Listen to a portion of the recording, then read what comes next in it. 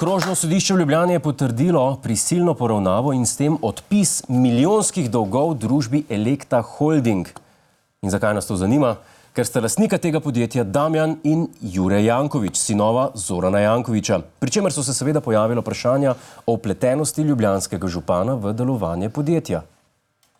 So poslovne povezave med vama ali ne?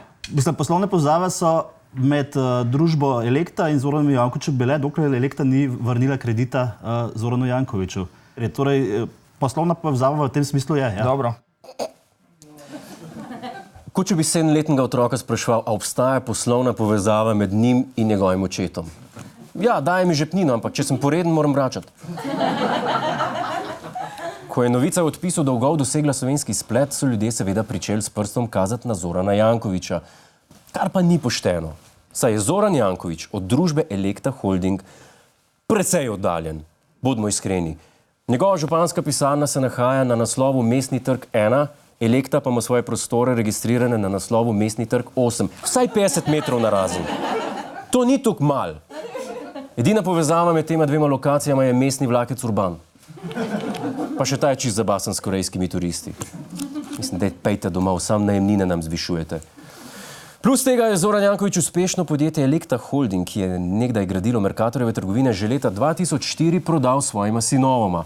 Edini problem pri tem poslu je, da se podjetniška žilica več kot očitno ne deduje. V 15 letih, odkar so jih iz rok očeta vzela sinova Damjan in Jure Janković, so se dolgovi nekoč uspešnega podjetja povzpeli do astronomskih višav. Ustavili so se le korak pred 33 milijoni evrov. Če bi zadela jackpot, vse dolgove bi odplačala, pa spala bi cel dan.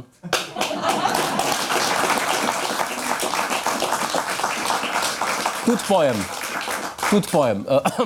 Ker pa je sodišče potrdilo prisilno poravnavo, Jankovićevi ne bodo potrebovali zadetka na loteriji, saj morajo upnikom poplačati le 5% pridelanih dolgov. Kar je podobno, kot če v restavraciji naročil jastoga, pa bi pa na mizo vrgel 50 centov, pa rekel, obdržite drobiž, v redu. Tak manever sta namreč Damjanu Jankoviću omogočila dva dejavnika. Prvi je insolvenčna zakonodaja, drugi pa, da se večina upnikov strinja, da ne bo dobila nič. Kar je seveda nemogoče, razen če je večino tvojih dolgov odkupil nekdo, ki ga poznaš, njegovo podjetje pa zgleda takole. Vse, kar tu na Dunajski 158 lahko direktno povežemo z podjetjem Aegis, je, kdo bi si mislil, poštni nabiralnik. Preden se je Aegis letos preimenoval, je bil Glanc d.o.o., no ta poštni nabiralnik je do 2 Elekt priglasil za 11 milijonov in 700 tisočakov terjatev. Ja, prav ste slišali, ta nabiralnik je največji upnik podjetij Jankovićevih fantov, saj so mu dolžna 11 milijonov evrov. Ni čudno, da noče reklam, ne? Ker si jih ne more prvošt. On je 11 milijonov v minusu. Nabiralnik pa niti približno ni najbolj zanimiv upnik podjetja Elekta. Ko je Elekta sprožila postopek prisilne poravnave, je lepotni salon Body uveljavljal za kar 7,7 milijonov evrov terjatev. Tle pa nekaj ne štima, ne? Noben ni lepotnem salonu dolžen 7 milijonov evrov. To je 280 tisoč pedikur. Če si dolžen 7 milijonov evrov lepotnem salonu, so v igri sumljivi posli. Ali si pa predsednik države, nekim je. Ker gre pač 2krat na teden in se nabere, ne? Odpis 29 milijonov dolgov preko sumljivih upnikov je seveda sprožil ogorčene odzive na slovenskih družabnih omrežjih. Nekateri, na primer, predsednik vlade, so se o tem na široko razpisali, drugi pa so se celo posneli v avtu. Mislim, to je.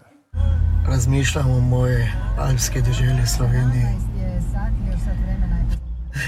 Zdaj ne moreš verjeti.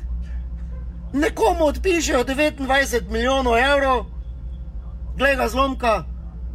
Jaz pa hodim za stari traktor, 40 let stari traktor, kak sem si lahko kupil. Pa v avti se moram snemat. To je bil priljubljeni slovenski vloger Kangletar Minuta. Daleč najbolj zanimiva stvar na tem posnetku pa je, da Kangler domoljubno razmišlja o Sloveniji, medtem pa posluša hrvaški radio. Slovenija je lepa, samo muzika pa najbolj dalmatinska. Hej, to je naš YouTube kanal, klikni na ta gumb in se naroči, da boš na tekočem. Polajkaj pa nas tudi na Facebooku in na Twitterju, pa na ulici, pa na kakšnem javnem WC-ju.